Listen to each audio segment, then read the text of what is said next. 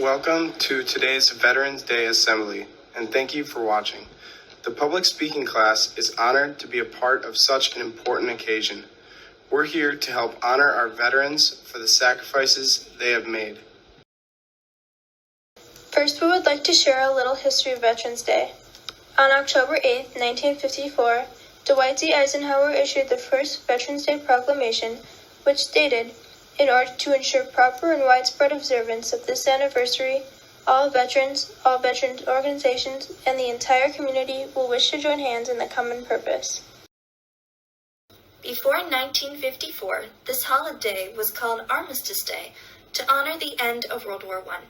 However, since Eisenhower's proclamation, this day has been set aside to honor all veterans of foreign wars and has been referred to as Veterans Day. Raymond Weeks, pictured here with President Ronald Reagan, was a World War II veteran often credited with the name change from Armistice Day to Veterans Day.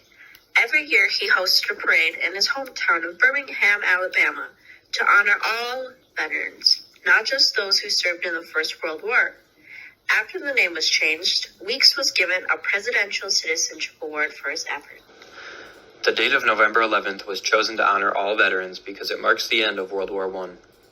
The Germans surrendered at 5 a.m. that morning, and at 11 a.m., the war was officially considered over on the 11th hour of the 11th day of the 11th month of 1918. Hello, my name is Cameron Four, and I'm here to share with you that in 1971, the day to celebrate Veterans Day was changed to the fourth Monday in October.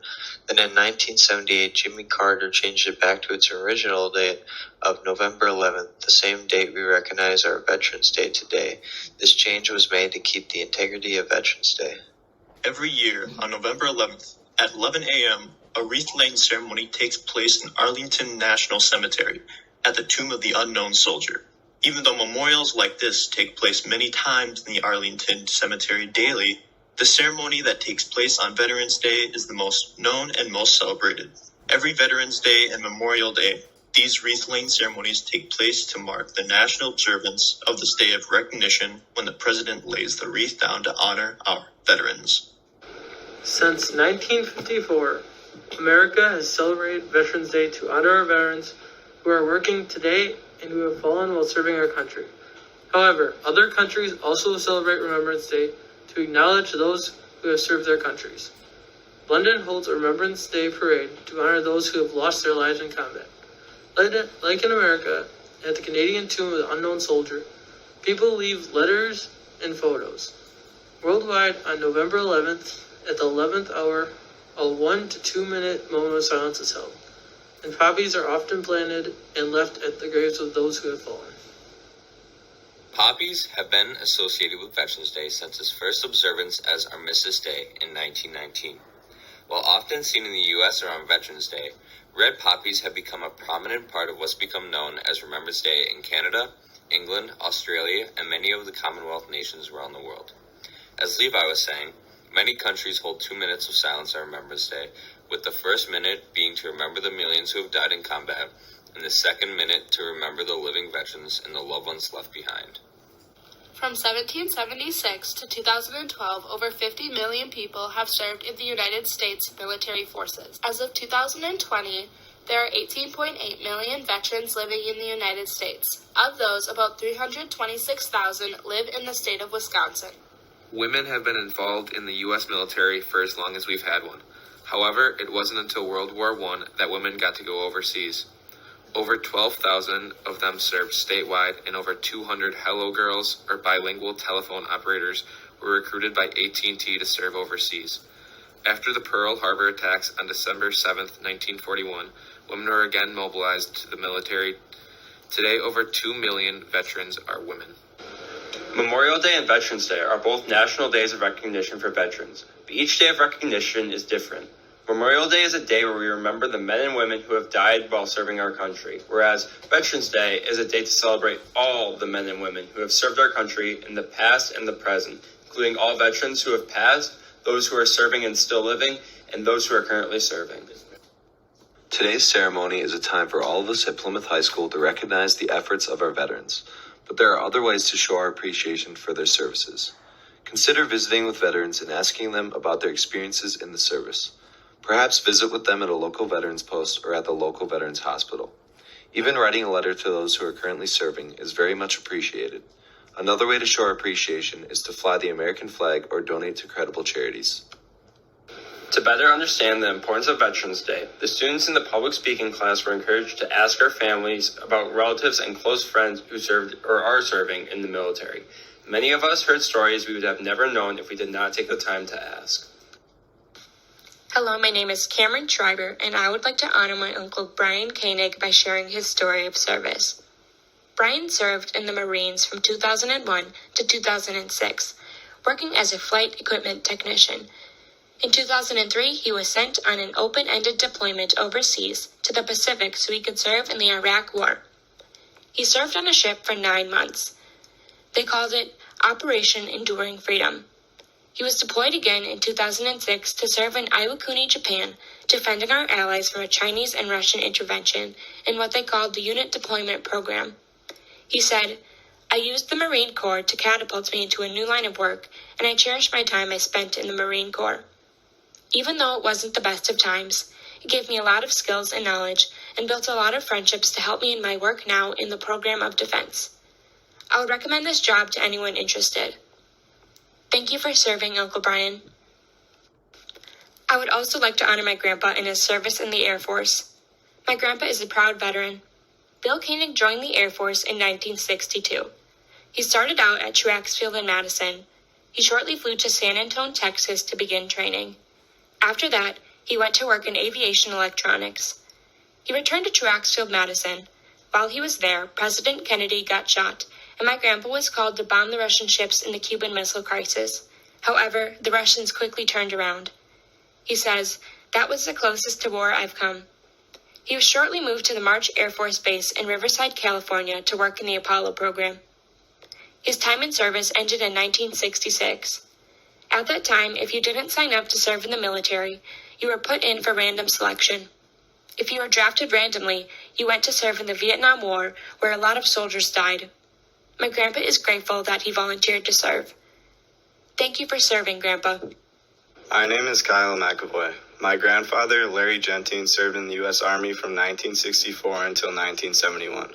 He graduated from Plymouth High School in the May of 1964, then started in the ROTC program in college, and after basic training, he was assigned to the U.S. Chemical Corps, where he trained at the top-secret Dugway Proving Ground Army Base.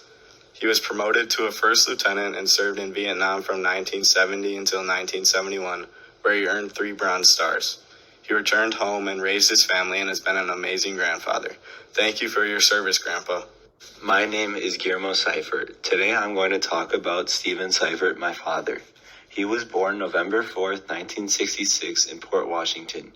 He graduated from Port Washington in 1985, then enlisted into the Army. After completing basic, he went on to complete Infantry School, Airborne School, Ranger Indoctrination Program, Ranger School, and Halo School, earning the title Airborne Ranger. He served in the Army for 4 years and served in the National Guard for 11 years. Thank you for your service, Dad. My name is Clayton Rogers, and I've had many family members fight in wars. One of those being my grandpa, Andrew Rogers. That's who I'm going to talk about today. He was born on October 24th, 1933 in Cascade. He graduated from Plymouth in 1952. He was drafted into the U.S. Army in 1956 in Fort Leonard Wood. He served for 3 years. He always said that he made a lot of new friends and got to see the world how it really is. Thank you, Grandpa, for your service. My name is David Steffes, and I'm honored to come from a long history of family members that have served. But the one I'm going to talk about today is my dad. Jim Steffes served under the United States Air Force from 1990 to 1994. He was support for the stealth fighter for a little bit while serving. Then he served in Desert Storm and Desert Shield during 1990 through 1994. During his time in the Air Force, he made many new friends, who he is still in contact still today. My name is Eddie McConaughey. I have many relatives that have served, and today I will be talking about my grandpa, Edward J. Frizey, who served during the Korean conflict. He was born in 1934 in Old Monroe, Missouri, and he enlisted right out of high school in 1952. He was stationed in Stuttgart, Germany, to aid surrounding and nearby camps. Stuttgart, along with the other camps, was run by the U.S. military to aid the civilians in the area. During the early 50s, the Special Third Class was there for training, helping the recovering civilians, and often played baseball to pass time. When he returned home, he raised his family of 5 girls and wife, also founding a local construction company. Thank you for your service, Grandpa. At the end of today's ceremony, taps will be played by 2 PHS students, Jacob Gruttner and Grace Artery. Taps, a song of remembrance, was first composed by U.S. General Daniel Butterfield during the Civil War era. Most of us have heard taps played after ceremonies like this or after military funerals, but originally the song was used as a call to signify the time for soldiers to rest. Taps was first played in 1862 at a funeral for a Union cannoneer who was killed in action. Still today, playing taps is used to remember lost soldiers who lost their lives fighting for the USA. Now we would like to recognize local veterans who have served our country honorably. Our honoree is Mr. Jerry Wenninger. Jerry was born in Zeeland, North Dakota. His parents owned a farm in Harried, South Dakota, a town of 378 people, most of whom were German immigrants. He attended high school in Harried. There were only 12 students in his class, all children of farmers. He did not compete in any sports because he was busy in the mornings and after school helping out on the family farm. Twice a month on a Saturday night, there was a barn dance, which was their entertainment. Jerry decided in his last year of high school that he wanted to go to college and not continue on his parents' farm.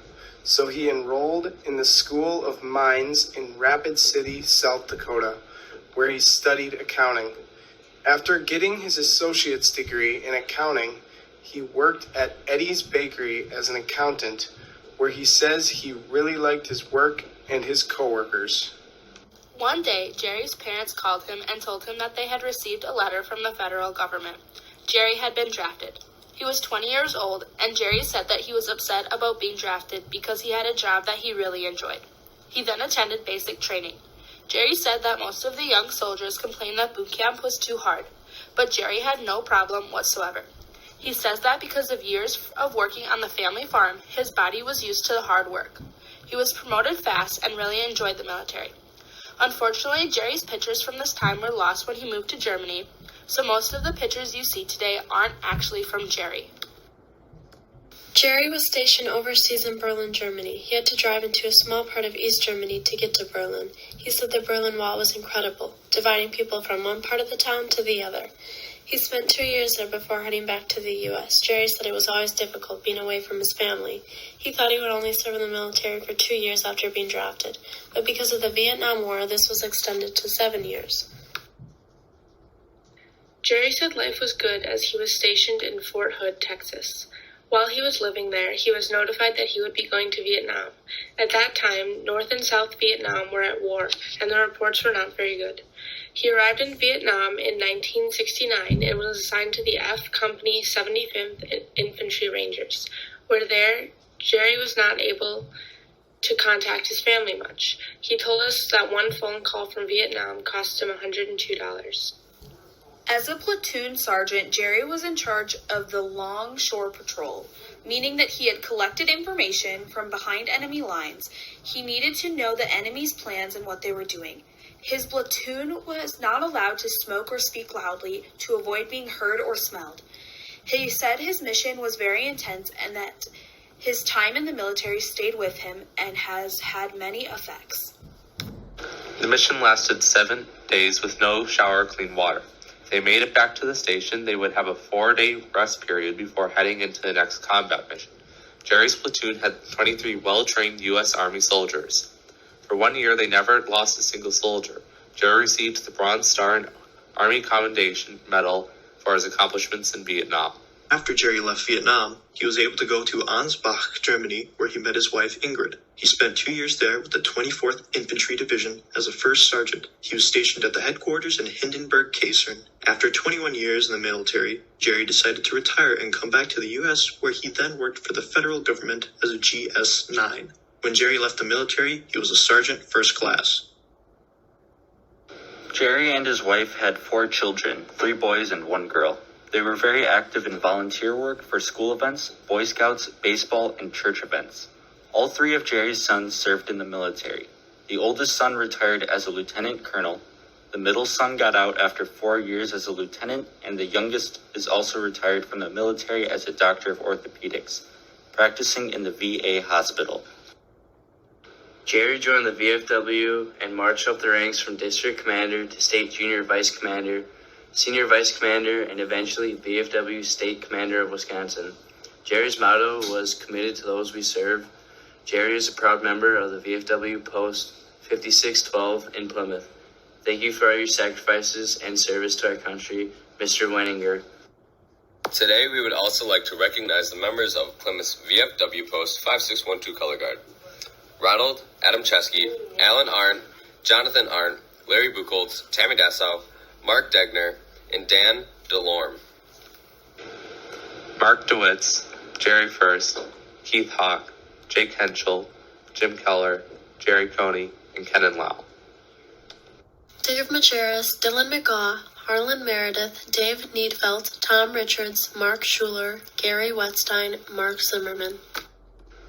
We would also like to recognize students from PHS graduating class of 2020 who enlisted in the military. Arian Keller, National Guard, Jessica Norton, National Guard, Joshua Coley, U.S. Army, Jack Keller, National Guard. Clayton Neese, Air Force, Reese Jussinger, National Guard, Dalton Laporte, U.S. Army, Ian Krieger, Army National Guard. There are also several Plymouth School District veterans that we would like to acknowledge. Jake Sherman, Army 2001 to 2009, deployed to Iraq 2004 to 2005. Todd Hunt, Army 1991 to 1995, Reserve 1995 to 1999. Ashley Heimlich, Army National Guard 2001 to 2009. Josh Batzner, Army Reserve 1998 to 2001. Stephanie Newby, Army 1986 to 1989. Todd Rortfeld, Navy 1978 to 1984. Dan Evanoff, Army 1972 to 1978. David Needfelt, Seabees Navy 1965 to 1971. Mark Zimmerman, Army 1967 to 1969. Clifford Colby, Marines 1964 to 1967. And Phil Tripoli, Navy 1984 to 2004. Thank you to all of our veterans.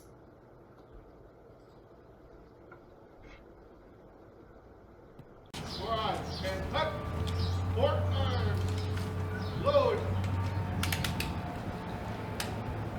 right phase, and fire, and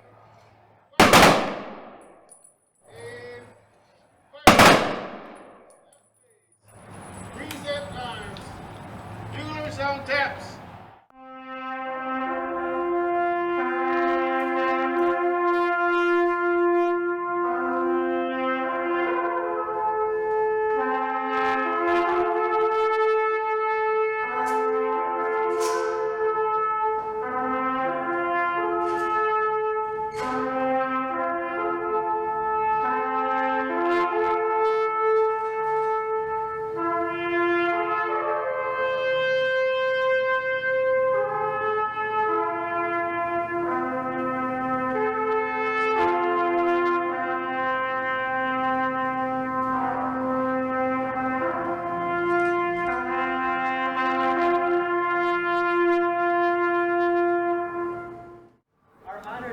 Today is Jerry Winninger.